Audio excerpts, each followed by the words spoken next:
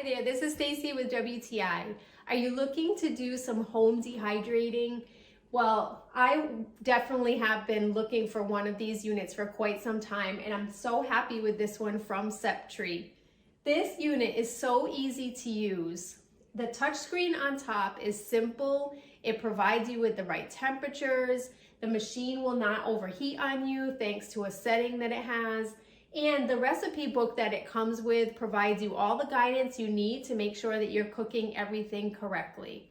Now, I expected a huge piece of machine, but this is so cute and compact. However, it comes with the stainless steel shelves that hold a ton of meat or vegetables. So you definitely can make it worth your while. You just literally put everything in here, set it, and then you can leave it for the day. When it's done cooking, it does beep, so you know that it's completed. It also came with the plastic silicone gloves, so you can take care when you're taking the trays in and out.